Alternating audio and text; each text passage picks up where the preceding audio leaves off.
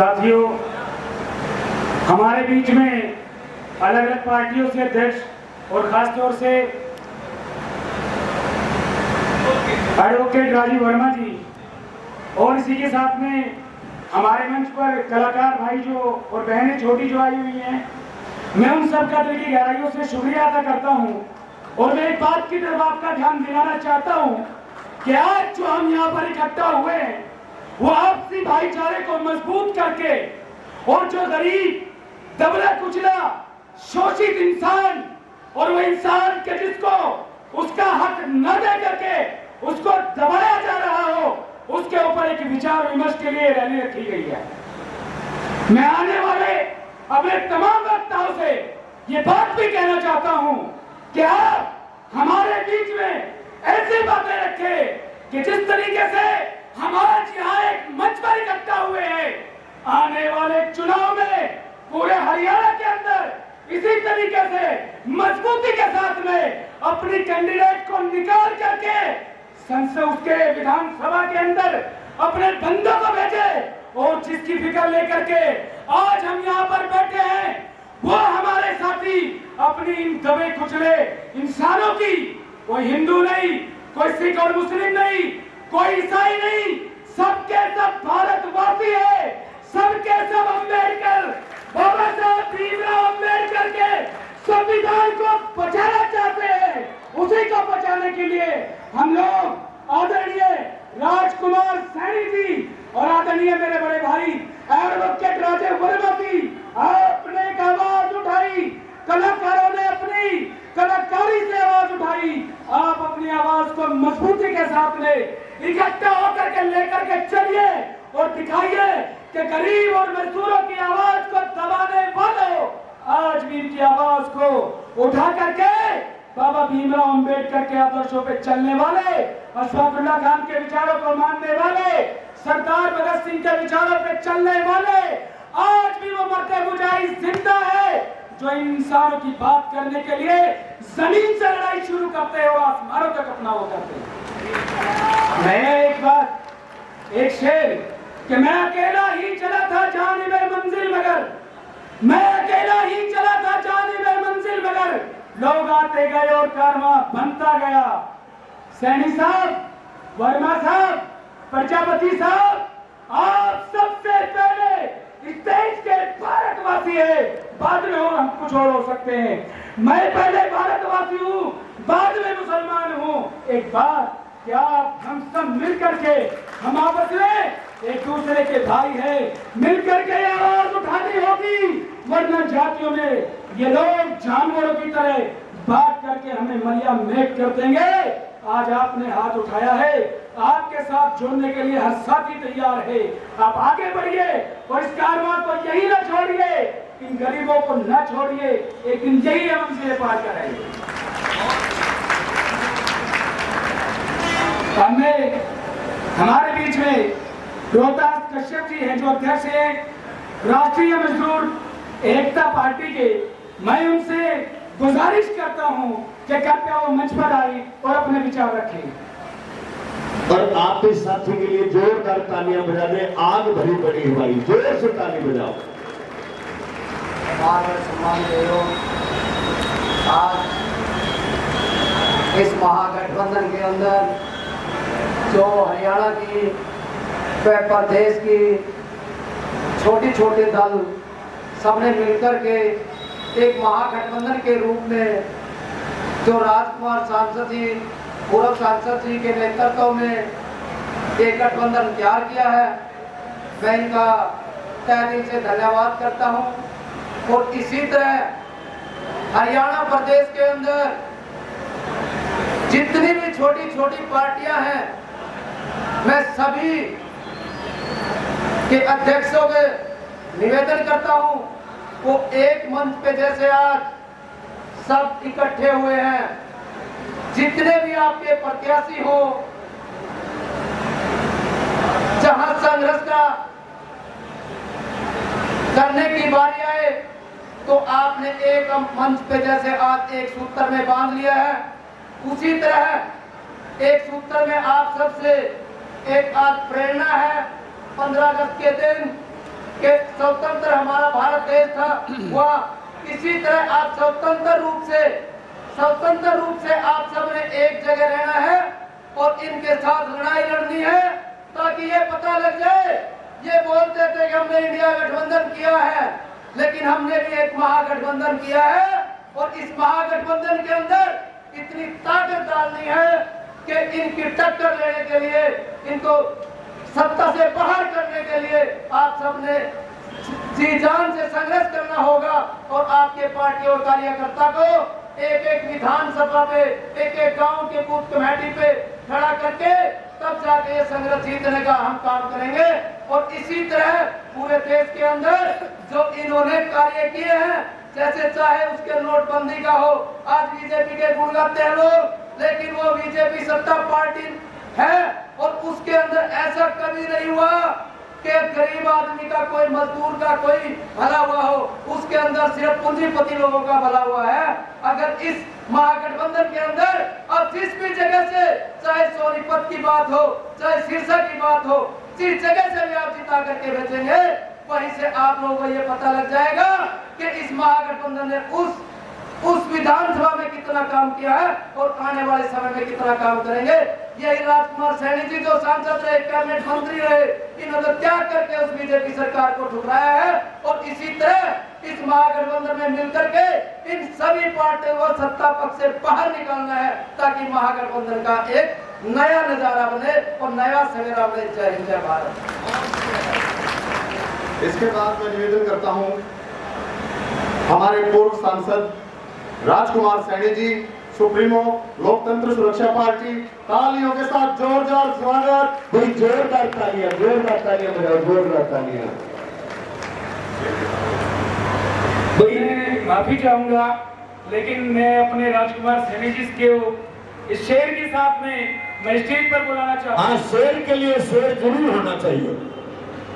उकाबी रूह जब बेदार होती है जवानों में, उकाबी रूह जब बेदार होती है जवानों में, नजर आती है उन्हें अपनी मंजिल आसमानों में। आज हमारे बीच में राजकुमार सैनी जी जो आए हैं, एक शेर की शक्ल में आए हैं और मिलकर के हरियाणा की सत्ता को बदलने के लिए मैं आपसे गुजारिश करता हूँ कि कृपया मंच पर आइए और अपने विचार। और आप जोरदार ताली बजाइए, जोरदार ताली।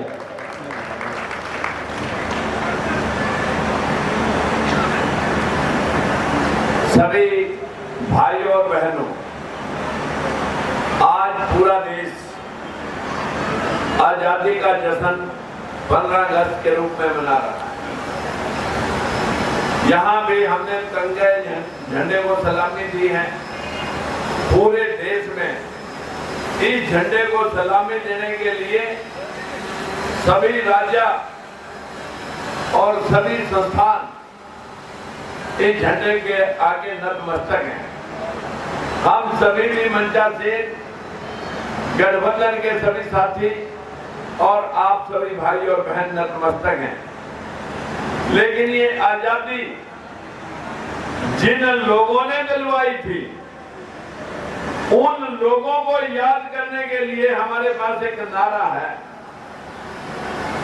ये नारा हम सबको, जो इधर पेड़ों के नीचे भी खड़े हैं, गाड़ियों में भी बैठे हैं और मंच के पीछे भी खड़े हैं और मेरी बाजू में भी खड़े हैं और इधर प्रेस गैलरी में भी बैठे हैं, हाथ जोड़ के विनती करता हूं, कम से कम ये नारा सोनीपत के हर गली पूछे तक गूंज जाए कि यहाँ पर कोई प्रोग्राम हुआ। राजगुरु सुखदेव, भगत सिंह, ऊधम सिंह कम्बोज, चंद्रशेखर आजाद, सुभाष चंद्र बोस, जिन रणबांकुरों ने इस देश को आजाद कराया था, उनको याद करने के लिए मैं एक नारा लगाता हूं। राजगुरु सुखदेव, भगत सिंह मैं नाम लूंगा, आप कहेंगे अमर रहें और मैं कहूंगा इंकलाब, आप उसका भी जवाब इंकलाब में देंगे। राजगुरु सुखदेव, भगत सिंह, ऊधम सिंह कम्बोज, सुभाष चंद्र बोस अमर रहे, अमर रहे। आते हाथ उठे, इंकलाब जिंदाबाद। अभी नहीं है, अभी नहीं हुआ। मुझे पीछे से साउंड नहीं आई। इंकलाब जिंदाबाद। मेरे भाई और बहनों, शहीदों की चिताओं पे लगेंगे हर वर्ष मेले, शहीदों की चिताओं पे लगेंगे हर वर्ष मेले, यही उनको सलाम करने का नामो निशान होगा। इसी के साथ हम उनको नमन करते हुए आज आप सबसे यहाँ पर बैठे इस गठबंधन के साथी जो आज राजीव वर्मा जी ने इस प्रोग्राम का ऑर्गेनाइजेशन 15 अगस्त के अंदर और दलित पिछड़ा शोषित एकता महागठबंधन के रूप में आपके बीच में किया है। आज हम इस गठबंधन की सौगंध आप सब भाइयों और बहनों से अपील करने के लिए, चाहे सर्वजन लोक शक्ति के पार्टी भाई ओमपाल कश्यप जी है, चाहे भारतीय जनता पार्टी के चौहान साहब है, राय सिंह चौहान जी, परिवर्तन पार्टी के अध्यक्ष भाई लीलाराम जी हैं, और भाई समय नहीं दे सके नंद किशोर जी है, और इस महफिल में लोकतंत्र सुरक्षा पार्टी के हमारे बहुत सारे कार्यकर्ता इस महफिल में मौजूद हैं। मैं आप सभी से हाथ जोड़ करके एक बंदगी करना चाहता हूं कि जब ये गठबंधन बनाया गया, इसमें विशेष ध्यान यही रखा गया कि क्या हम वही लोग हैं जिनको सब सरकारों ने भेदभाव के तहत हमारा शोषण किया।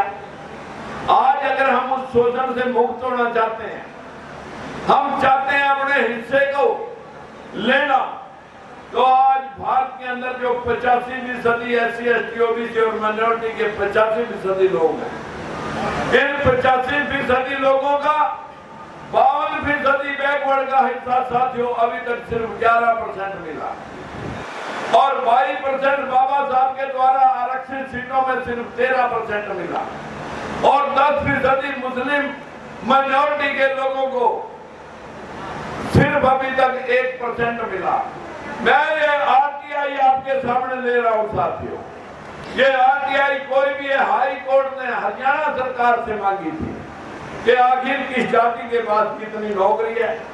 साथियों, हम जातियों में बंटे हुए लोग, इसी वजह से हम शिकस्त खा चुके हैं। ये कुम्हार है, ये लोहार है, ये कंबोज है, ये सैनी है, ये गुर्जर है, यादव, ये प्रजापति है, और ये वर्मा है, ये सुनार है, ये लोहार है। अगर हम इस प्रकार से लड़ेंगे, अगर हम इस प्रकार से किसी को ठोकना चाहेंगे तो अपने हाथ टूट जाएंगे, अपनी उंगलियां टूट जाएंगी। अगर हम इकट्ठे होकर के मुट्ठी बांध करके जब फोर्स बन जाएगी, जिसे भी ठोकना चाहेंगे उसे ठोक देंगे। मैं दावे से कह सकता हूँ, आप साथियों ना कुम्हार है, ना लोहार है, ना सैनी है, ना गुर्जर है, ना यादव है। आप साथियों ना प्रजापति है, ना वर्मा है, ना सुनार और लोहार है। हम सब शूद्र वर्ण के लोग हैं। शूद्र वर्ण के लोगों, हम सारे एक वर्ण व्यवस्था के लोग हैं। किसी ने कपड़े धोने का काम किया तो किसी ने कपड़े प्रेस करने का काम किया, किसी ने सब्जी उगाने का काम किया तो किसी ने दूध पैदा करने का काम किया। हम सभी वो मेहनत कश लोग हैं जो साग सब्जी से लेके अनाज से लेकर के अपने इस देश का पेट भरते रहे हैं।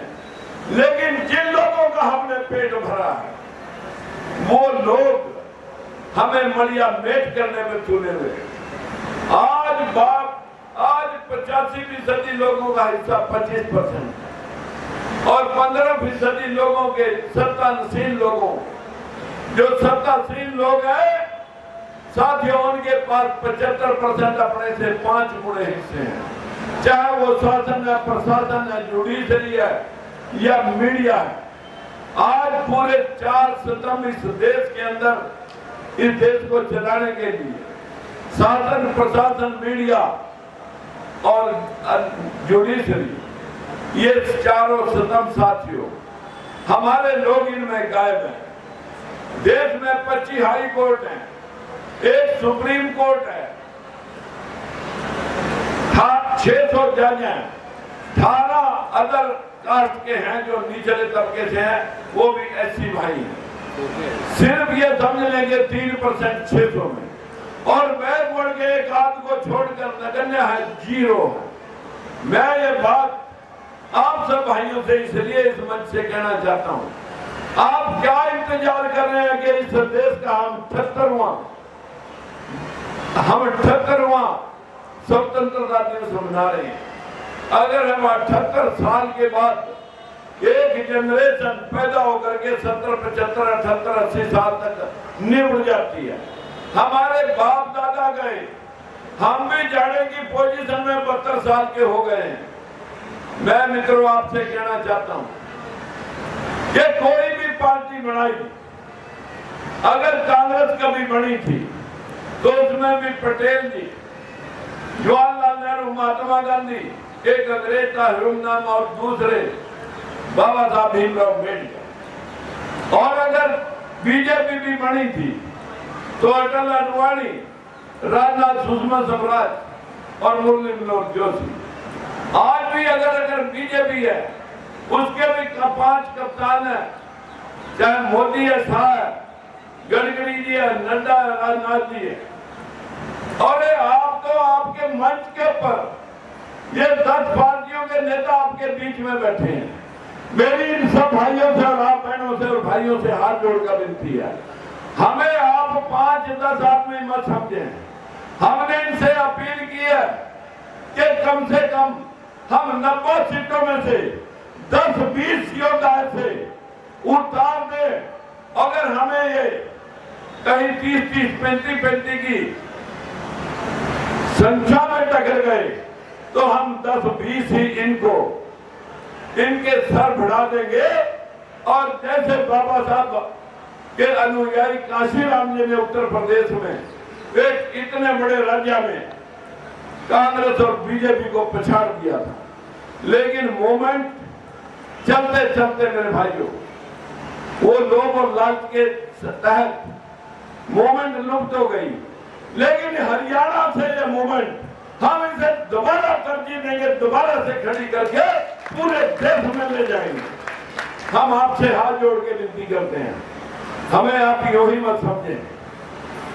5 पार्टियों का मंत्री पद ठुकराया गया जब आपके हितों के साथ खिलवाड़, चाहे बंसीलाल ने किया, चौटाला ने किया, चाहे भेदभाव बीजेपी ने किया या कांग्रेस के नेताओं ने किया।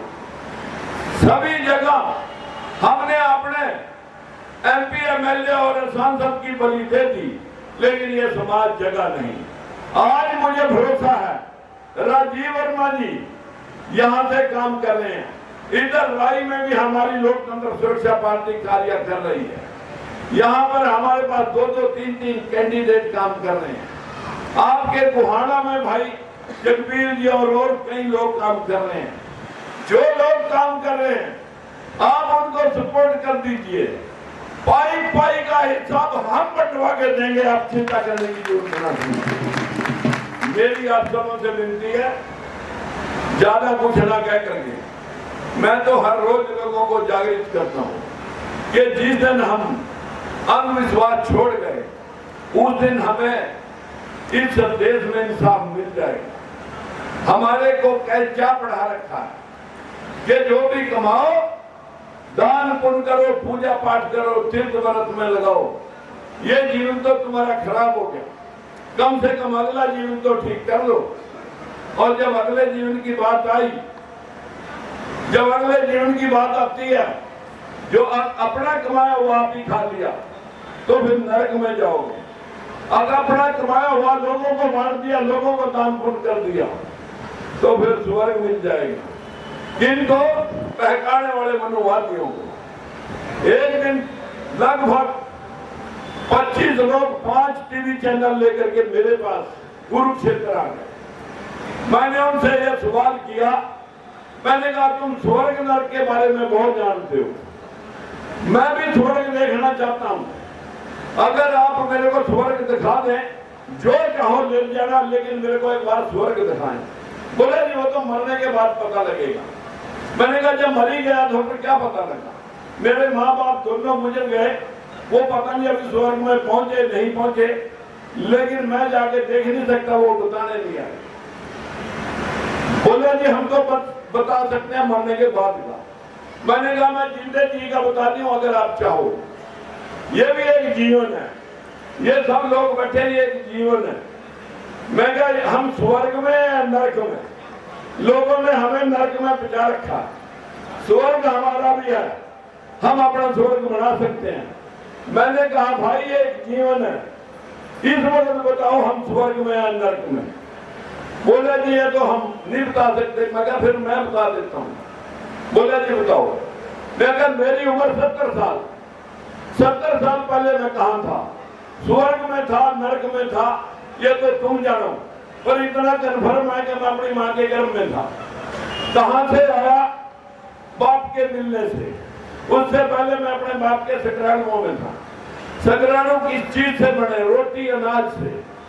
उससे पहले मैं रोटी अनाज में था। अनाज कहाँ से आया? किसी पेड़ पौधे से। पेड़ पौधे से अनाज आया, उससे पहले मैं पेड़ पौधे में था। पेड़ पौधा कहाँ से आया? जब 5 तत्व मिलते हैं जिनको हम भगवान कहते हैं, भय से भूमि, गय से गगन, वै से वायु, ऐसे अग्नि और न से नील, भय गय वै न, जिसको कहते हैं कण कण में व्यापक है। वो यहाँ भी है, ऊपर आसमान है, नीचे धरती है, ये पानी है, ये हवा बोल रही है और ये गर्मी निकल रही है। आप सब में गर्मी है, ऊर्जा है, पानी है, धरती है, मिट्टी, आसमान है। मैं पंचों तत्वों में था। पांचों तत्व इकट्ठे हुए पेड़ पौधे के रूप में मैंने जन्म लिया। पेड़ पौधे के अनाज लगा, मेरे बाप ने खाया। इधर सुने मैंने, मेरी बहनें इधर सुने, ये आपसे मैं बात कर रही है, ये बात वो सुनना नहीं चाहती जो मैं इनको सुनाना चाह रहा हूँ। ये हमारी बहनें आगे बैठी हैं, ये सुनना नहीं चाह रही। मैं आपको वो बात बता रहा हूँ, किसी हिस्ट्री में या किसी शास्त्र में ये नहीं मिलेगा। मैंने उनसे कहा कि मैं मिट्टी, पानी, अग्नि, वायु और इस ब्रह्मांड में था, पेड़ पौधे के रूप में पैदा हुआ, बरसात हुई तो पेड़ पौधा होगा, पांचों तत्वों में वो पेड़ पौधा होगा। नाज लगा, मेरे बाप ने खाया, बाप ने खाया, खून बना, खून से स्पर्म बने, माँ बाप मिले, गर्भ में गया, पैदा हो गया, 70 साल का हो।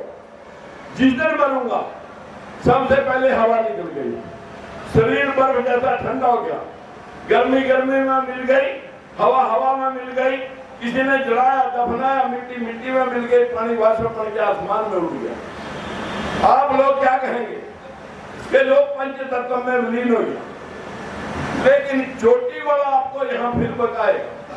वो कहेगा कि ये तो शरीर मरा, आत्मा नहीं मरती, जो दान पुण्य करेंगे मोक्ष प्राप्त करेगी। अगर अपना कमाया हुआ खुद ही खा लिया होगा फिर नरक में जाएगा, फिर तेरा गधा कुत्ता खच्चर बनेगी। हम डर जाते हैं कि कहीं खच्चर ना बना दे, तो लो जो भी लेना हमारा पता जी ले दो। इस डर से ये धंधा चल गया। मैं 25 आदमी जो 5 टीवी चैनल लगा के बैठे थे, मैंने उनसे पूछा कि पक्की बात आत्मा जन्म है, पक्की बात है कि ये जोड़ा बदलती है, न मरती है न जन्म लेती है। बोला जी पक्की बात, शास्त्रों में लिख लिखी, दुनिया कह रही। मैं कहा दुनिया से बात नहीं है मेरी, मुझे आपसे बात है। तुम 25 आदमी मथुरा वृंदावन से आए हो, अगर ये बात सच्ची है तो तुम प्रूव करोगे, नहीं झूठी है तो मैं प्रूव करूंगा। अगर आपकी झूठी निकली तो 5-5 जूते मैं मारूंगा, अगर आपकी बात सच्ची निकली तो 5-5 तुम मेरे ठोक देना। मंजूर हो तो बताओ। बोला जी मंजूर है। मैंने कहा फिर जब देश आजाद हुआ उस वक्त इस देश की 23 करोड़ आबादी थी।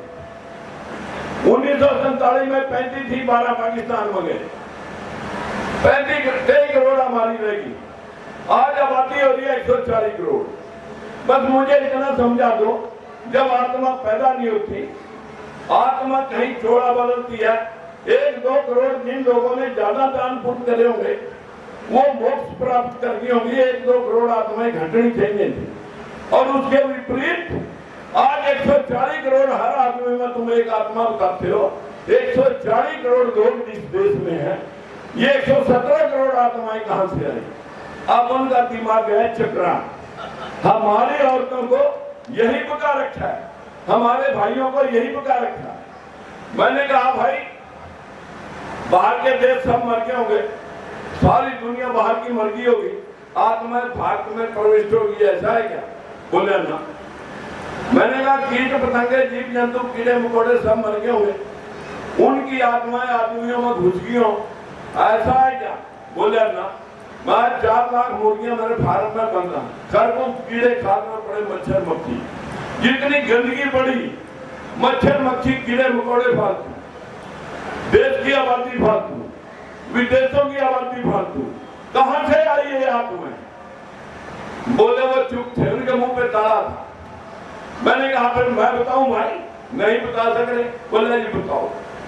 मैं कहा यहाँ इस धरती पे जीवन न ब्रह्मा ने पैदा करा, न विष्णु ने, न किसी और ने। ये जीवन इन 5 तत्वों से पैदा होता है। मानवों के मानव, जानवरों के जानवर, पशुओं के पशु, कुत्ते बिल्लियां की कुत्ते बिल्लियां, सांपों के सांप, परिंदों के परिंदे, नर मादा के मिलने से यही पैदा हो रहे, यही खत्म हो रहे, न ये कहीं से आ रहे, न ये कहीं जा रहे। ये जीवन यही पैदा होता है या बैक्टीरिया से पैदा होता है। यहां पानी भर के खड़ा कर लो, एक साथ छेड़ना नहीं, आप उसमें सांप, बिच्छू, मच्छर, मक्खी, कीट पतंगे, मेंढक, सांप सब पैदा हो जाएंगे। और अगर और भी इससे ज्यादा सरल बताऊं, जो आदमी 15 दिन नहाता नहीं, उसके कपड़े उतरवाएगा, देख लियो उसमें पहला लिखा मिलेंगे, फिर जुआ भी मिल जाएंगे। बीज किसी ने नहीं डाला, उसी के बैक्टीरिया बढ़ने से उसके कपड़े में जुआ पड़ गई, चोट लगी, यहाँ मांस सड़ा, एंटीबायोटिक नहीं खाया, कीड़े पड़ गए। फलों में ऊपर से साफ सुथरा, बैक्टीरिया से अंदर कीड़े पैदा हो गए। रह गया मेगा ये जीवन, बैक्टीरिया से नर मादा के मिलने से यही पैदा हो रहा, यही खत्म हो रहा, ये न कहीं से आ रहा न जा रहा। आप लोगों को मानसिक गुलाम बना रखा स्वर्ग नरक के नाम पर। आपके घर में दाल रोटी का जुगाड़ सही है, आपके बच्चे कहने में समाज में इज्जत, मुकदमा बीमारी घर पे नहीं, आपका घर अगर नींद अच्छी हवा, डर भय कोई नहीं, तो आपका घर स्वर्ग। उसके विपरीत भाई भाई खूनी प्यासा हो रहा, 1-1 इंच जमीन 1-1 पैसे में, या पैरालाइज हो रहा, सब कुछ घर में ऐसी भी चल रही और कीड़े पड़ गए, ब्रेन हेमरेज हो रहा और न मरा न जिया। निकलते ही एक्सीडेंट हुआ और एक्सीडेंट में डॉक्टर ने पुठा टांग दिया, निमोनिया बड़ा, लूज मोशन हुए, कपड़े सन के सारे गंद से, 10 दिन बीमार रहा, शरीर में पीक पड़ गया और 20 दिन बाद ठीक हो गया। 10 दिन का जसोटा, 10 दिन का नरक कट गया, 10 दिन बाद सुख आ गया। स्वर्ग और नरक इसी जीवन में इसी तरह है। हर रोज हम भुगतते हैं, अच्छे सुख के क्षण हमारे स्वर्ग के हैं और दुख के क्षण वो हमारे नरक के हैं। लेकिन आप लोगों को जो समझाया गया, जो भी कमाओ हमें दे दो, फिर तुम स्वर्ग में जाओगे। अगर अपने कमाया लोगों को दे दिया, नरक तो हमारा वही स्टार्ट हो गया। यही मन मानसिक रोग, यही मन बुद्धि हमारा सिस्टम, यही ऐसी लोगों को ये जगने नहीं देता। बदकिस्मती है कि जब तक हमारा मानसिक रोग दूर नहीं होगा, तब तक हम राज की तरफ नहीं जा सकेंगे। फूले साहब ने गुलामगिरी लिख के समझाया, बाबा साहब ने समझाया, कबीर दास ने समझाया। कबीर दास ने कहा पोथी पढ़ जग भया, फिर मन का फेर, अरे तन की माराए फेंक, मन का फेर, अंदर सा साफ कर। आप लोगों को रविदास ने चाहा कि ऐसा चाहूं राज में सभी रहे प्रसन्न, सभी रहे आसपास, सभी को मिले अन्न। कितने महापुरुषों ने क्या समझाया, गुरु नानक देव ने समझाया कि इस जीवन में जो भी कुछ आप खटना चाहते हो तो दूसरे के सुख में अपना सुख देख लो। क्या धर्म है? दूसरे के दुख और सुख के साथ जुड़ के चलना इंसान का धर्म। मजलूम और कमजोर की इमदाद करना। साथियों, आपके साथ भेदभाव हुआ। मैं भी 4 रुपए की बाल मजदूरी कर रखी, पैदा हुआ 1 फुट जमीन का नहीं था, लेकिन आज मैं कह सकता हूँ किसी मंदिर में कभी नहीं गया। गांव की पंचायत से मेंबर पार्लियामेंट तक, पंची, सरपंची, ब्लॉक समिति, जिला परिषद, MLA, मंत्री, MP सब कुछ जीता, लड़ा। और एक आपके घर में LPG का सिलेंडर और टाट बिरला नाम का सरिया पूरे इंडिया में राजकुमार सैनी बनाता है। वहां से पैसे लेकर के आपको जगाने का प्रयास कर रहा, लेकिन मेरी बहन बेटी और माताएं अपने बच्चों को बचपन से कार बनाने लगती हैं। उनको कहती है दुर्गा पूजा कर ले बेटे, सरस्वती की पूजा कर ले, लक्ष्मी की पूजा कर ले, धन आ जाएगा। अब हमारे बच्चे जब जवान होते हैं फिर वो दादा दादी को भूल जाते हैं, लक्ष्मी के पीछे भागते हैं, लक्ष्मी पूजन जाते हैं, सरस्वती पूजन जाते हैं। जब हमारी दादा दादी पर जिसने 9 महीने पेट में रख के उसे जवान करा, बाप ने पाल करके उसे भरण पोषण करा, वो बाप उसको नहीं नजर आता, उसको हनुमान नजर आवा। वो उन पत्थरों के पीछे पर गाला अपने माँ बाप को छोड़ जाएगा।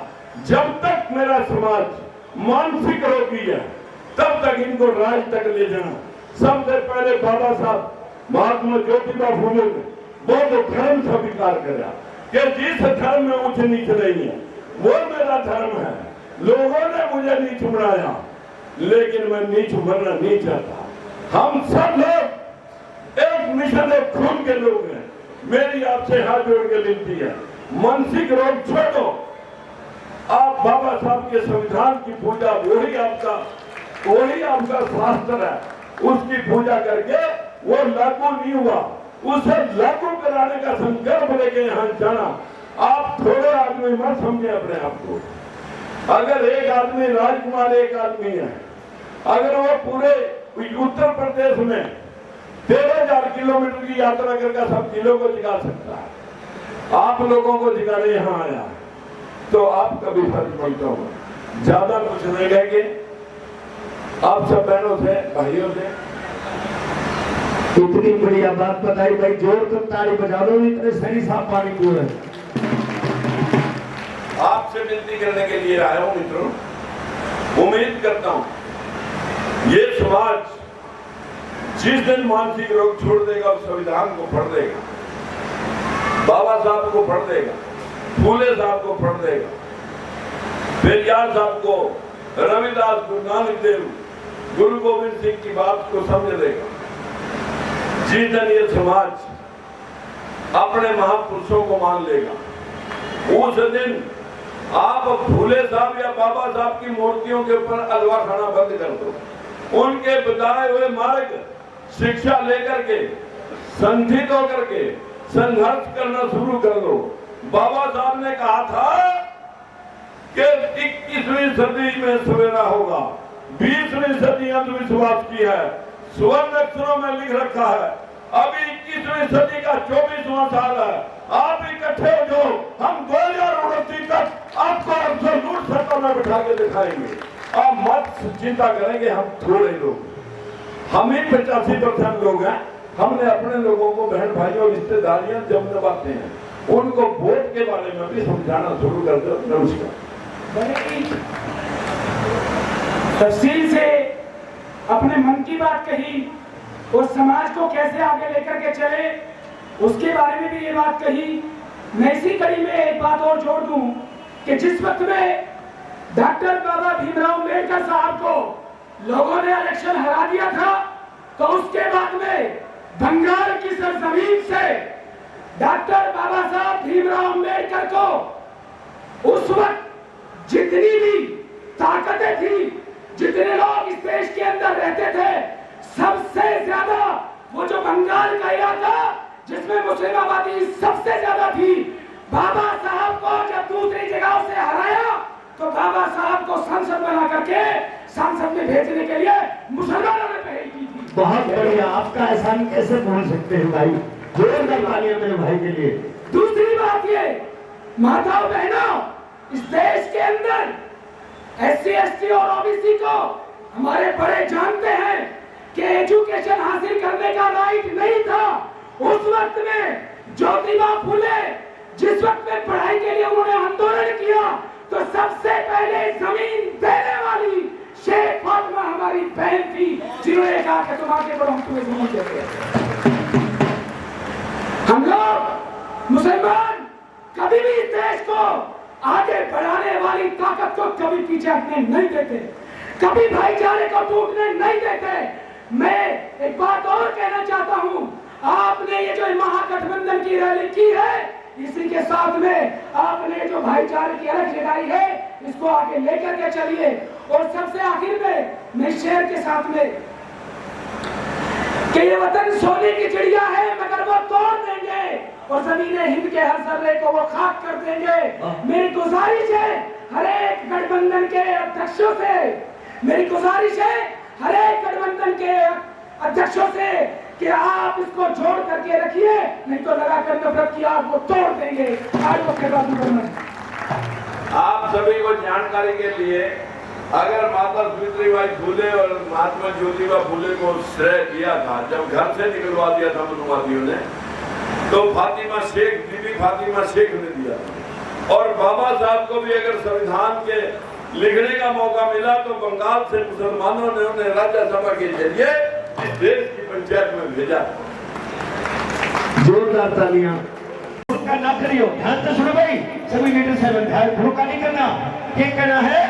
हाँ, अरे सहज सहज बतलाने अपनी बात बताने, सहज सहज बतलाने अपनी बात बताने, अपनी बात बताने, अपनी बात बताने।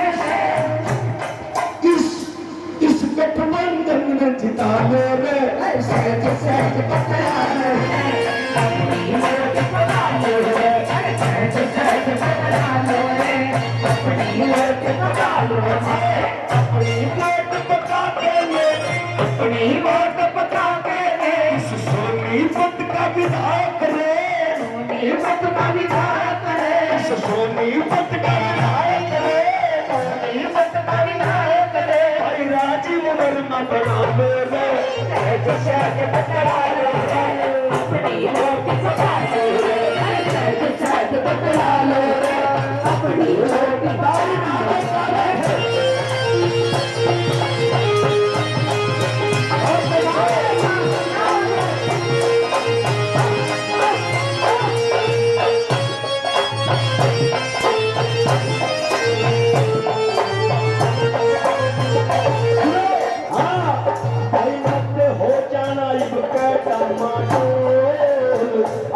पट्टी बंदी मैं जो खोल मत हो जाना खुदाई का माहौल, पट्टी बंदी जाना खोल, मेरे लाल पर कुछ छाल कर, मेरे लाल पर कुछ छाल कर, अरे जिसमें तुम बढ़ावे से, जिसमें तुम बढ़ावे से, ना नौकरी इसने खाए से, सहज सहज बतला लो रे, अपनी मौत बता लो रे, सहज सहज बतला लो रे, अपनी मौत बता लो रे।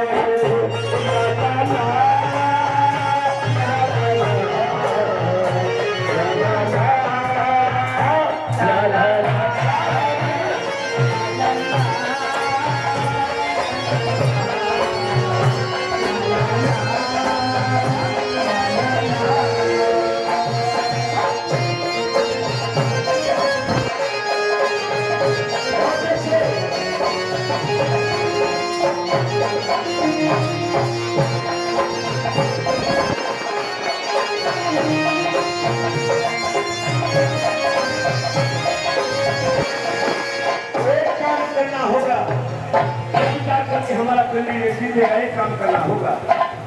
तुमने देखा होगा, महिलाओं को पता है, महिलाओं को एक छोटी चमची होती है, चमची जिससे खाना खाया जाता है। हाँ, मैंने बोले तो दुदकार दे, फिर वो ये दुदकार दे, मैंने बोले तो थप्पड़ मार दे, आई चारा बना लो रे, सब मैंने मिला लो रे, आई चारा बना लो रे, मिला लो रे।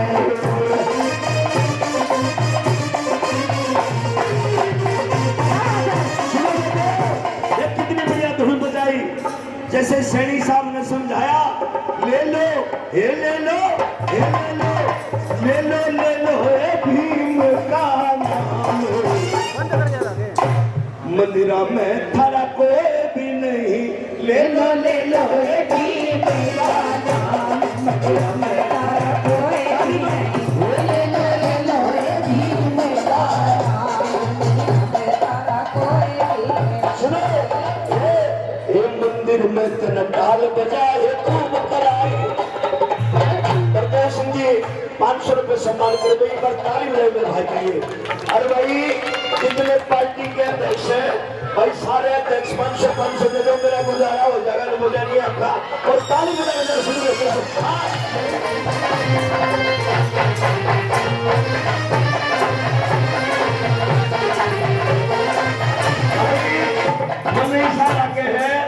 अगर राहुल किरोड़ी के फॉलोअर ज्यादा है भाई, राजीव वर्मा जी के भी ज्यादा है, लेकिन किरोड़ी तो खड़ा है भाई। एक बार मनोदी शाला के किरोड़ी दो तो करोड़पति मानस है।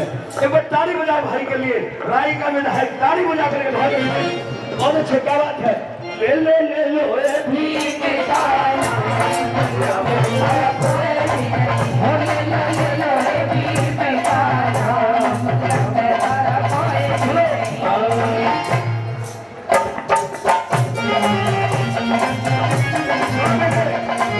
ध्यान से सुनना मेरी बात। जैसे सैनी साहब ने समझाया, मैं तमिलनाडु भाषा में समझा दूं। मंदिर के पुजारी की सिर्फ 2 चॉइस है।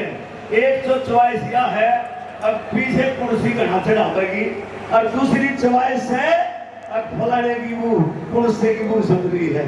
दूसरी कोई चॉइस नहीं, जितने कांड हो हिंद मंदिर में है, और तुम करवाओ। क्यों जाओ बेटे, ध्यान से सुनना। एक मैं लाइन में सारी बात समझ कर दूंगा। लोग है अब जो किम करे है ऊपर वाला करे है, भगवान करे है। बेटे मैं तो हेलीकॉप्टर में नहीं बैठ लिया, और जहाज में तो कहीं पर बैठ लिया। मेरे पड़ोस में एक 16 साल का छोरा मर रहा था। मैंने खिड़की में देखा, भाई ध्यान से सुनो, मैंने खिड़की में देखा कि ऊपर वाला मिल जा, लेकिन मिला नहीं। गाड़े मिल जाए तो कौन यारे ठोकूं। अब उल्टे काम क्यों करा करे। हमारी बात बेटे की इज्जत लूटे जब तू चुप रहे, हमारे बाबा साहब ने तोड़े जब तू चुप रहे, हमारे कार्यकर्ताओं को से जब तू चुप रहे, लेकिन ऊपर वाला मिला नहीं। ऊपर वाला ढूंढ गया, दिखाऊंगा ऊपर वाला। एक बार हाथ उठा कर कहो, समय का अनुभव है, लेकिन मैं पूरी बात बता करके छोटे समय बता दूंगा। ऊपर वाला किसे देखना भाई, भगवान। जैसे सैनी साहब ने 5 तत्व में भगवान बताया, ऊपर वाला देखो भाई। ऊपर वाला सोनीपत में आऊंगा, जब थारा ध्यान होगा तो आज ऊपर वाला सोनीपत में बुलाओ भाई। एक बार बताओ सारे नेता, बताओ भाई, बुलाओ। ध्यान से सुने, कोई आम बात नहीं। ऊपर वाला देखो भाई, ऊपर वाला भगवान के दर्शन होंगे रामलीला ग्राउंड में। अरे तो नकली राम नाचे आदर्श में बुलाऊंगा। देखो भाई ध्यान दो, बोलो पैर की उंगली, आवाज नहीं आई, बोलो पैर की उंगली, पैर की उंगली, पैर की उंगली, टकड़े, पिंडी, घुटने, साकड़, तगड़ी, ऊपर वाला आवेगा से दर्शन कर लियो। तगड़ी, पेट, छाती, आने वाला है भगवान के दर्शन कर लियो बेटे। छाती, कंधे, गर्दन, ठुड्डी, लिप्स। देख ले चमार की अंग्रेजी बोले हुआ सपना तो खाम खाई कहवाड़ी जाता वाला। ताड़ी तो बजा दो। लिप्स, नाक, आंख, एक मिनट ऊपर आना है। ध्यान भाई, ध्यान दे ले, तू ध्यान नहीं दे रहा। आंख, सेल्ली, माथा, फिर के बच गया ऊपर वाला। ध्यान दियो बेटे, ऊपर वाला कोई कुर्सी का हल्का नहीं बैठा। ऊपर वाला है दिमाग, और इस दिमाग की खुराक ना तो धूप बत्ती है, ठीक है, ना भजन कीर्तन है। इस ऊपर वाले की खुराक ना चढ़ावा है, इस ऊपर वाले की खुराक है पढ़ाई, विद्या, शिक्षा। जिसने इसको खुश कर लिया, विद्या पढ़ ली, वो तो लीली जींस की पैंट पहन के और कटिंग कर करवा के मनाली कुर्सी पे बैठेगी, उसका ऊपर वाला खुश। और जिसने भी पढ़ाई नहीं करी, पुजारियां गई, मंदिर में चढ़ाई गई, उसका ऊपर वाला ना खुश है। और उसके ऊपर वाले पे कहते गा गाय भैंसों की लटरी, घास की गठरी, निकली जी कौन सा चक्कर रह गया। पूरी भैंस का तो तेज दिया, काली भैंस का रह गया। बेटे चाहे एक समय भूखे मर जाओ, चाहे तुम्हें रोड पे आना पड़े, चाहे अपना मकान बेचना पड़े, रोटी हाथ पे धर के खाओ, लेकिन अपने बच्चों को अच्छे स्कूल में पढ़ाओ। तुम्हें किसी मंदिर में घंटा बजाने की जरूरत है नहीं पड़ेगी। बहुत बहुत धन्यवाद। जय भीम, जय भारत। अरे अच्छी लगी खाने को बेटा। रिपब्लिक पार्टी और हमारे नॉर्थ इंडिया इन बाबू से रिक्वेस्ट है वो प्लीज आए। ये बड़े गुस्से में है कि नंबर नहीं आ रहा। नंबर सबका होगा जी, चिंता ना करो, चाहे रात के 10 बज जाओ। ये कौन से कहा जी ले जाइए नहीं, ऐसी कोई बात नहीं थी मेरी। मैं ये कह रहा कि बाबा साहब का सब नाम लेते हैं, गुड़ से प्यार और गुड़ से नफरत। उसकी पार्टी का किसी ने भी नाम नहीं लिया, फोटो छाप रखा, तो सही है। और एक बात सुनो, अरे चुनारों को अलग निकाल दो, कौन सी पार्टी चला लोगे तुम? कौन सी पार्टी चला लोगे? चलो नहीं, वो कोई बात नहीं है सर। मैं 40 साल का बड़ा भगत हूँ। वो आपको कहता है कि पार्टी मेरी दूसरी है। मैं बेसिकली पार्टी नहीं रखता हूँ। बाबा साहब का मरीज हूँ मैं। 10 साल काशी राम के साथ काम कर मेरे बेटो भाई, और उसी के वंश भीमराव यशवंतराव अम्बेडकर जी हमारी पार्टी के गठबंधन में ये उसका प्रतिबिंब है। ओम इंदल जी, इंदल साहब को मैं इतना कहूँगा कि 2 शब्द जरूर बोल। धन्यवाद सर। हमारे महापुरुषों को स्मरण करते हुए महात्मा बुद्ध, ज्योतिबा फुले, बाबा साहब अम्बेडकर, भगत सिंह, गुरु रविदास, ये हमारे समाज के महापुरुष ही नहीं, हमारे ज्ञानदाता भी हैं। और जो आज संविधान की बात करते हो, मैं उससे पहले सम्मानित मंच पर बैठे हमारे नेतागण सैनी जी, वर्मा जी और सभी साथी जो यहाँ दाएं से बोल के गए हैं, मैं उनका सम्मान करता हूँ। और यहाँ के प्रबंधकों का, आभारियों की, चलो देर आए सवेर आए की बात है तो।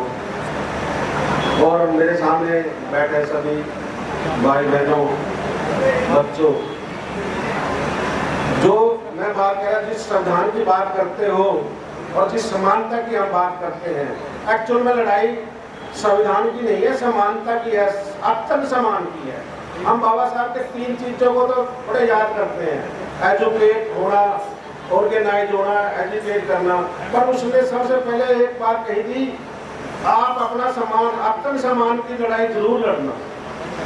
उसी के तहत मेरे को थोड़ा सा लगा कि बाबा साहब को याद कर रहे, बाबा साहब के मतलब कि पार्टी को याद नहीं कर रहे, तो ये बड़ी अजीब सी बात लगी मेरे को। और मैंने 2-3 बार मेरे से पूछ के भी गए, फिर भी मेरा मतलब कि अम्बेडकर की अपनी पार्टी का नाम मंच पे मैंने ही लेना पड़ा। धन्यवाद सर। मैं ज्यादा नहीं बोलूँगा, मैं तो एक ही बात कहूँगा कि इस देश को चलाने के लिए पार्लियामेंट है। पार्लियामेंट के बराबर भी एक पार्लियामेंट है जिसको हम जुडिशरी बोलते हैं, सुप्रीम कोर्ट बोलते हैं। मैं उसके अंदर घुसने की लड़ाई शुरू की हुई है। आपको पता होगा कि लॉ अफसर जो एजी ऑफिस है, उसमें कहीं देश में रिजर्वेशन नहीं है। ओबीसी एसोसिएशन मध्य प्रदेश की एसोसिएशन एडवोकेट की थी, उसने वो लड़ाई लड़ी, पर वो सुप्रीम कोर्ट ने खारिज कर दी कि ये बड़े हायर पोस्टें हैं। कैसे जजों को तो करते ही कहते हैं ये, वहाँ पर जो एजी ऑफिस, एडवोकेट जनरल का ऑफिस है, वो भी कब्जे में है इनका। मैंने ये देखा कि इस हाई कोर्ट में घुसने के लिए मोरी गेट कौन सा होना चाहिए। मेरे को मोरी गेट लगा एजी ऑफिस। मैंने पंजाब के एजी ऑफिस की लड़ाई लड़ी और वहां पर SC एससी के लिए नहीं, मैं ओबीसी के लिए भी रिजर्वेशन लागू करूं। आज वहाँ 65 एससी के एडवोकेट ऑफिस में जज बनते हैं। उनकी एक क्राइटेरिया है कि इतने केस लड़ेगा, इतनी इनकम होगी और इतने डिसीजन होंगे। अगर उस क्राइटेरिया में हमारा इक्का दुक्का ही आदमी आता है और जो एजी ऑफिस में बैठा एडवोकेट है वो सारे केस लड़ता है सरकार के, हर रोज 100 केस लड़ता है और उसका 1 साल में ही सारा वो कोटा पूरा हो जाता है। जो एलिजिबिलिटी कि पंजाब हरियाणा हाई कोर्ट में जजों में रिजर्वेशन जरूर लागू होगी।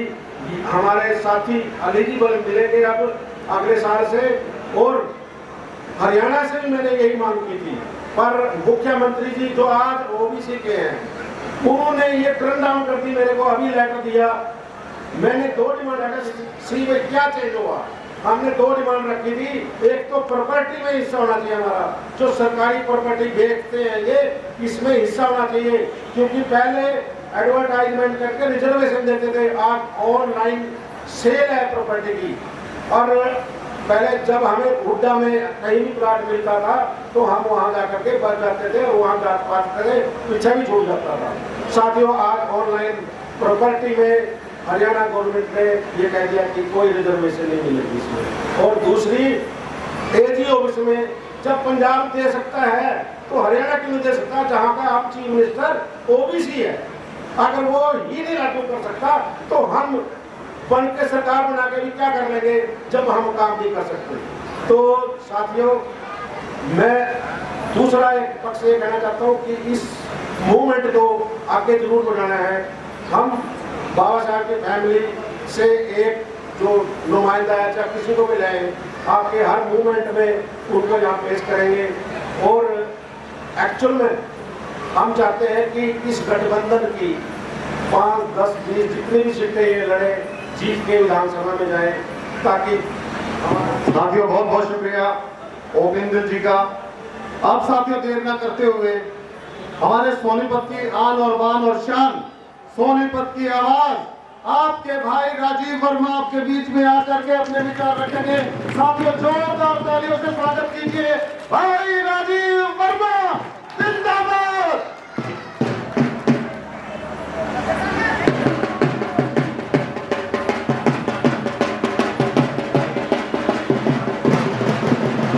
भाई न्यू काम नहीं चल, न्यू बताओ भाई आ रहा है इतना बढ़िया प्रोग्राम और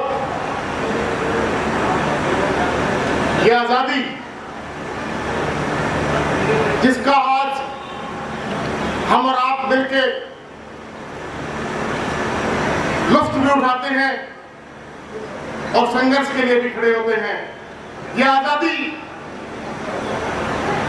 मैं अपनी बहनें, माताएं, नौजवान साथी और मैं अपने बुजुर्गों को ये कहना चाहता हूं कि आजादी जो है ये हमें कोई भीख में नहीं मिली। न जाने कितने ही सूरमाओं ने अपनी जानें दी थी, कितनी माओं ने अपने लाल दिए थे और कितनी बेवाओं ने अपने बच्चियों को हंस के कुर्बानी की चल जाके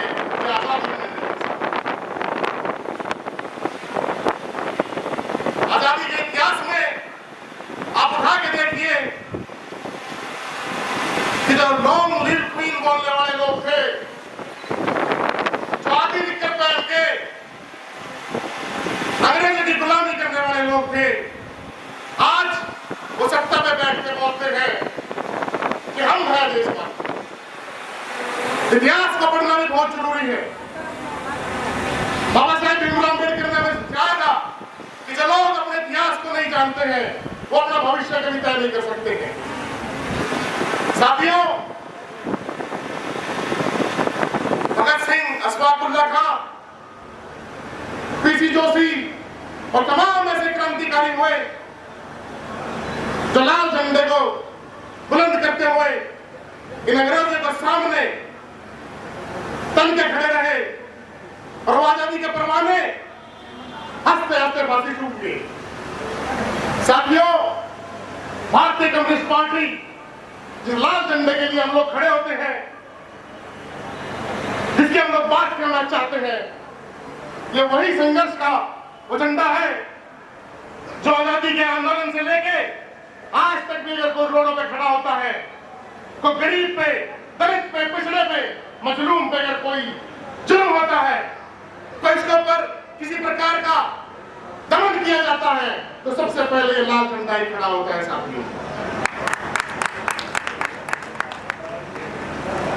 साथियों,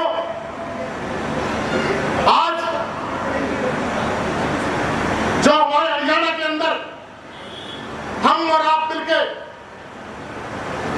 मैं सभी राजनीतिक दल जो हमारे यहाँ पे मौजूद हैं, मैं उनका तहे दिल से स्वागत करता हूं, क्रांतिकारी सलाम करता हूं। साथियों, ये महागठबंधन जो दलित पिछड़ा शोषित मोर्चा जो बनाया गया है, ये बाबा साहेब भीमराव अंबेडकर, भगत सिंह, ज्योतिबा फुले और अशफाक उल्लाह खां के विचारों पर चलने वाले तमाम सामाजिक संगठन और तमाम राजनीतिक पार्टियों को खुले मन से, खुले दिल से हम लोगों ने न्योता दिया कि हरियाणा के जो हालात बन चुके हैं, कि आज हरियाणा के किस तरह की व्यवस्था बन चुकी है, कि आज किसान परेशान तो मजदूर परेशान, महिलाओं को सरेआम असम्मान और कभी मुसलमान परेशान। साथियों, क्या इस तरह की आजादी के लिए उन नौजवानों ने शहीदियां दी थी? क्या इस तरह का भारत, क्या इस तरह का हरियाणा बनाने के लिए उन लोगों ने कुर्बानियां दी थी? असल में वैसे पहले के जितने भी वक्ता आए, उन लोगों ने आपका ध्यान आकर्षित करने की कोशिश की कि आजादी का आंदोलन तो अंग्रेजों के खिलाफ लड़ा गया था। वो हमें सिखा के गए कि हमें संघर्ष के रास्ते को अपनाना है, क्योंकि हमारी बुनियाद किसी चमत्कार पर डिपेंड नहीं है। हमारी बुनियाद इस बात पर डिपेंड है कि हम रोडों पे जाके कितना संघर्ष करते हैं। हमारी बुनियाद इस बात पर तय है कि हमारे लोग जब तक विधानसभा में और संसद में जाके हमारे लोगों के लिए कानून नहीं बनाएंगे, उनके लिए नीतियां नहीं बनाएंगे, जब तक हमारा संघर्ष जो है वो जारी रहेगा। और ये आजादी का संघर्ष जो अंग्रेजों के खिलाफ था, जो आज हुक्मरान बन के बैठ गए हैं, जो मैं साफ तौर पर कहना चाहता हूं कि वही लोग हैं जो हिटलर के वंशज हैं, ये वही लोग हैं जो उस समय आदि निकर पहन के फूट डाला और राज करो की नीति का खेल बना के इस देश को गुलाम रखना चाहते थे। इस तिरंगे झंडे को चलाने वाले लोग आज हम लोगों को भड़काने के नाम पे तमाम तरह के ड्रामे की कोशिश कर रहे हैं। साथियों, हमें इनके ब्राह्मणवादी जो एजेंडा है, जो मनुवादी का एजेंडा है, उस पर हमें सोचने और सोच के चलने की बहुत जरूरत है, क्योंकि ये वो पखंडी लोग हैं जो अलग अलग तरह के चोले पहन के हम लोगों को गुमराह करने के लिए तरह तरह के ड्रामे करते हैं। हरियाणा के अंदर मैं पूछना चाहता हूं मोदी जी से, और मैं पूछना चाहता हूं खट्टर साहब से भी, कि आपको 10 साल हरियाणा के अंदर राज दिया लोगों ने, क्या आपको उस समय बैकवर्ड के प्रति प्रेम आपका नहीं चलता? जो आज जो संघर्ष करने वाले हमारे राजकुमार सैनी थे, वो तो दिखाई नहीं दिए, और आज हमें लॉलीपॉप देके नायब सैनी जी को जो मुख्यमंत्री बना के हमारे बैकवर्डों की, एससीबीसीओ की और मुसलमानों की वोट लेना चाहते हैं। हम तुम्हारे एजेंडे को बिल्कुल साफ तौर पर समझ चुके हैं, और मैं अपने सभी भाइयों से कहना चाहूंगा कि हमें जानने की बहुत जरूरत है कि लोग हमें इस तरीके से ड्रामा करके पाखंडी से हमें जरूर समझना होगा कि ये लोग अलग अलग तरह के चोले पहन के आते हैं और अलग अलग तरह के ड्रामे क्रिएट करेंगे, लेकिन बदलेंगे कुछ नहीं। भैया और बहनों, 15-15 लाख खाते में आएंगे, आ गए। महिलाओं का सम्मान होगा, हो गया। सभी को शिक्षा मिलेगी, सभी को रोजगार मिलेगा, सबका साथ सबका विकास होगा, हो गया। आज हरियाणा के क्या हालात बन चुके हैं कि सरेआम प्राइवेट हॉस्पिटल किडनी तक बेच रहे हैं, प्राइवेट स्कूल क्या हालात बन के खड़े हैं कि आज एक गरीब आदमी जो मेहनत करने वाला आदमी है, जो दलित है, पिछड़ा है, जो शोषित है, वो अपने 2 बच्चों को स्कूल में पढ़ा नहीं सकता। लड़ाई सीधी सी और साफ है साथियों कि इन्होंने एक व्यवस्था बनाई हुई है, और व्यवस्था क्या है? वो व्यवस्था है कि 5-5 करोड़ की टिकटें लेके आएंगे और इलेक्शन के समय में 5-5 करोड़ रुपए दारू और पैसे में भाएंगे, और उसके बाद ना इन्हें किसी का साथ देना है, ना किसी का विकास करना है। इन्हें वही काम करना है साथियों, यही बीजेपी वाले कांग्रेस में और यही कांग्रेस वाले बीजेपी में। हरियाणा के अंदर नौजवानों की क्या हालत होकर खड़ी हो गई है साथियों। हिसार के अंदर आप लोगों को सबको वाकई पता होगा कि वो नौजवान जो फौज में भर्ती होना चाहता था, वैकेंसियां निकाली नहीं और उस नौजवान ने फांसी लगाई। मतलब कितने ही ऐसे बात, हमारी ही बहन बेटियां जो ओलंपिक में गोल्ड मेडल लेके आई, उन्हें रोडों पे खड़ा होना पड़ रहा है, और वो दुराचारी तमाम तरह के षड्यंत्र रच के ओलंपिक तक हमारी बहन बेटियों को परेशान कर रहे हैं। हमें जागना होगा साथियों।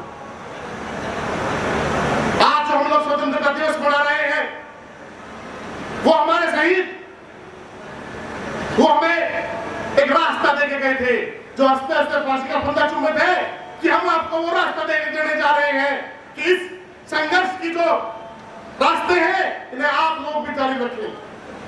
आजादी का दिवस मनाने का मतलब सही मायने में उन विचारधाराओं को जो आज हम गठबंधन की बात करना चाहते हैं, ये सिर्फ चुनावी गठबंधन नहीं है हमारा गठबंधन है कि जब तक ये व्यवस्था को हम आमूल-चूल परिवर्तन न कर देंगे, जब तक जितनी जिसकी हिस्सेदारी, जितनी जिसकी भागीदारी, उतनी उसकी हिस्सेदारी तय न कर देंगे। आज देखिए कि सारे के सारे पब्लिक सेक्टर जो बेचे जा रहे हैं, जब तक हमारे प्राइवेट सेक्टरों के अंदर भी हमारी हिस्सेदारी तय न होगी, ये आंदोलन, ये संघर्ष, ये जब तक जारी रहेगा।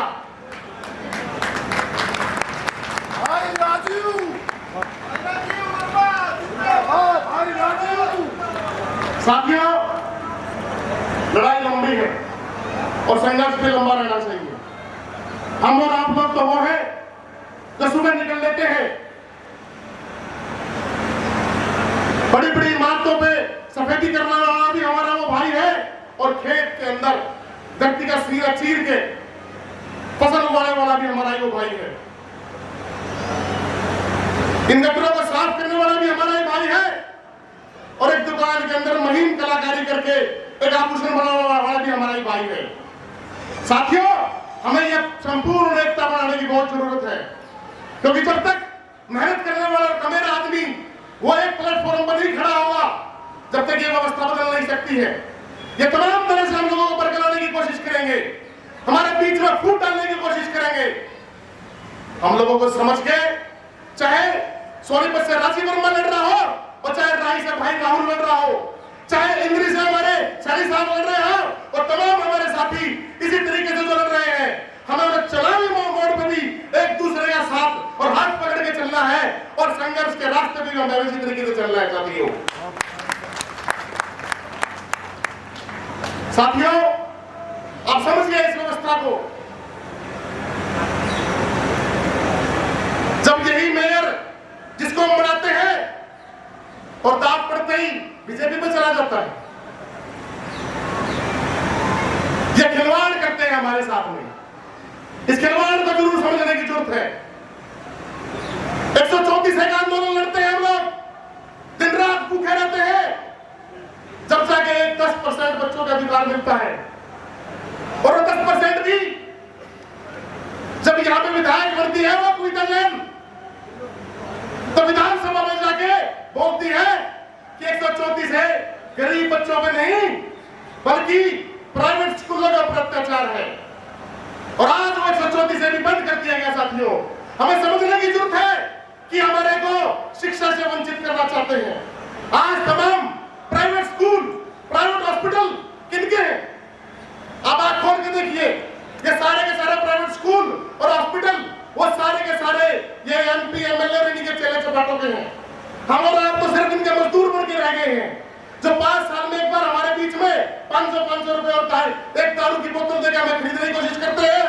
और उसके बाद शिक्षा के नाम पे हम लोग पैसे अपना मेहनत की कमाई करके उनको देते हैं। चिकित्सा के नाम पे तमाम तरह के टेस्ट के नाम की जो लूट चल रही है आज हरियाणा के अंदर, एक पेट में गैस की भी समस्या हो जाए तो ये टेस्ट वो टेस्ट ये टेस्ट, जो पूरे महीने की कमाई है वो 1 मिनट में लूट के खड़े कर देते हैं। ये हालात है हरियाणा के। और ये प्राइवेट हॉस्पिटल है किनके? एक छोटा सा आप लोगों ने देखा भी होगा एक मामला तुलिप हॉस्पिटल का, उस किडनी हमारी बहन की निकाली गई। कहा गया मोदी जी आपका दलित प्रेम, कहा गया खट्टर साहब आपका दलित प्रेम? उस बहन की किडनी निकाली गई सरेआम, अभी तक कोई सुनवाई नहीं। ये समझने की जरूरत है साथियों, आजादी का दिवस मनाने का मतलब कभी नहीं है कि हम लोग लड्डू बांट के अपने घर में पहुंच जाए। आजादी का दिवस मनाने का मतलब है वो जिम्मेदारी का। मैं कहना चाहूंगा कि इन शहीदों ने हम लोगों में कर्ज दिया हुआ है, वो कर्ज की जिम्मेदारी समझनी होगी कि हम लोग उन सोच को, उन विचारों को लगातार जिंदा रखें और हरियाणा के अंदर बदलाव करने की जरूरत है साथियों। मैंने हमारे पूर्व सांसद राजकुमार सैनी जी से भी जब बात की तो देखा वो दर्द उनका भी वही है। भगत सिंह मलाना से बात करी, वो दर्द उनका भी वही है, वो दर्द हमारा भी वही है। हम लोगों में तो कोई समस्या नहीं। हमारे ही सोनीपत के अंदर जब खान कॉलोनी का मामला बना के हिंदू मुसलमान की बात की इन लोगों ने, तो सामने खड़े होने वाला कोई नहीं था। अरे एमपी भी थी, एमएलए भी था, मेयर भी था, बोलने वाला तो कोई नहीं था। खान कॉलोनी के अलावा ईदगाह के अंदर शरेआम जाती हुई वो दीवार बनाई गई, पर बोलने वाला तो कोई नहीं था। वो मुसलमान का दर्द भी हमारा ही दर्द था। हमें लगा कि हम सबको एक प्लेटफॉर्म पे आने की जरूरत है, हम सबको एक संघर्ष, इकट्ठे होकर संघर्ष करने की जरूरत है। साथियों, यह महागठबंधन बाबा साहेब भीमराव अम्बेडकर, भगत सिंह, अशफाकुल्लाह खां और ज्योतिबा फुले के विचारों पर चलने वाले तमाम सामाजिक संगठन और तमाम राजनीतिक पार्टियों का ये वो महागठबंधन है। ये सिर्फ चुनाव तक नहीं, उसके बाद भी जब तक ये व्यवस्था, इस व्यवस्था के अंदर मूलभूत परिवर्तन नहीं होगा, ये जारी रखेंगे साथियों। साथियों, मैं जानता हूं कि 3 बज चुके हैं, समय भी बहुत है, हो गया है, लेकिन मैं ज्यादा नहीं कहूंगा। मैं अपने स्वर्णकार भाइयों से भी कहना चाहूंगा कि एक धर्मशाला के नाम पे हम लोगों के साथ में बीजेपी कांग्रेस सारे एमपी, सारे एमएलए के पास में जा रही है। एक धर्मशाला तक देने के लिए हम लोगों को तैयार नहीं, तो कौन सा डंडा पकड़ना चाहते हैं हम लोग? जब तक हम लोग यही नहीं समझेंगे कि हमारा रास्ता है संघर्ष का रास्ता। साथियों, बात करना चाहते हैं, आज के दिन तो बड़ी अच्छी लगती है कि राहुल गांधी भी बोल रहे हैं कि काश संसद होना चाहिए।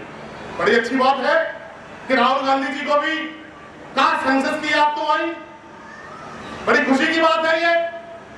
लेकिन मैं एक बात और कहना चाहूंगा साथियों कि सिर्फ बात करने से बात नहीं बनती है, उसके लिए हमें रोडों में उतरने की बहुत जरूरत है। विधानसभा में तो बाद में पहुंचेंगे, जब तक हम रोड पर संघर्ष नहीं करेंगे, जब तक हमारी व्यवस्थाएं बदलने वाली नहीं है। इन लोगों को ये पता है, इन्हें डर भी लगता है। मैं आपको बताऊं एक बात, ये तो डर भी लगता है इस बात का कि अगर ये सारा मेहनत का उसको भगाएंगे भाई। 85 वर्सेस 15 की लड़ाई में जब सबके सब खड़े हो गए तो कहां जाओगे मेरे भाई? ये हालात बदलेंगे और ये हम और आप मिलके, हम सब मिलके इन हालातों को बदलेंगे साथियों। मजा ना कहते हुए जय भीम, जय भारत, इनकलाब जिंदाबाद। हम लड़ेंगे साथी, हम लड़ेंगे। साथियों, मेरी बात हुई राजकुमार सैनी जी से हुई, क्योंकि वो भी हमारा ही तरह योद्धा है। ये सारे सभी सामाजिक न्याय के योद्धा है। ये सिर्फ ये गर्मी से, पसीने से, बारिश से, तूफान से डरने वाले लोग नहीं है। ये वो लोग हैं जो रोडों पे खड़े होकर भी लड़ेंगे। और कास्ट सेंसस मार्च की हम कहना चाहते हैं कि जब तक हम कहना चाहते हैं कि जातिगत जनगणना, हम रोडों पर निकलेंगे। और इस मार्च के लिए हमने बात हुई तो 7 सितंबर की जो डेट है कि हम लोग सभी के सभी बालगढ़ से पैदल मार्च करते हुए पार्लियामेंट में जाएंगे। क्या जो लोग जो हरियाणा और पूरे देश के अंदर जो चाहते हैं कि जातिगत जनगणना हो, वो सभी साथी आए। बहुत बहुत शुक्रिया। इनकलाब जिंदाबाद। इनकलाब, इनकलाब। जितने भी भाई आज इस प्रोग्राम में आए हैं, सभी संगठनों के अध्यक्ष, पार्टियों के अध्यक्ष और जो दूर दराजों से भाई आए हैं, उन सभी भाइयों का यहाँ पहुंचने पर हार्दिक अभिनंदन। दलित पिछड़ा शोषित आवाज मंच और भारतीय कम्युनिस्ट पार्टी और महागठबंधन की तरफ से आपका बहुत बहुत धन्यवाद। आप लोग खाना खा के जाएंगे, आपके लिए खाने की व्यवस्था है। कृपा करके 10 मिनट का टाइम हमें और दीजिए, आपका खाना आपकी टेबल पे होगा। आप बैठिए। हमारी पार्टी का स्थापना दिवस भी होता है, लेकिन 2 सितंबर को आप सबके सब इधर ही आने का कष्ट करेंगे। हम आप सभी को इन्वाइट करेंगे। इंद्री राजकुमार सैनी जी का इन्वाइट स्वीकार करें सभी भाई, हाथ उठा के सभी भाई हाथ उठा के स्वीकार करें निमंत्रण पत्र। भाई शौकीन सभी अध्यक्ष महोदय निवेदन है और महागठबंधन के सभी अध्यक्ष महोदय से निवेदन है कि 5 तारीख को हिसार में राष्ट्रीय मजदूर एकता पार्टी के नेतृत्व में महागठबंधन की एक मीटिंग की भी घोषणा हम करते हैं। और 5 तारीख को हिसार चांद तारा होटल पे ये कार्यकर्ता मीटिंग रखी गई है। सभी पहुंचने का कष्ट करें। भाई साथियों, जोरदार ताली बजा करके सभी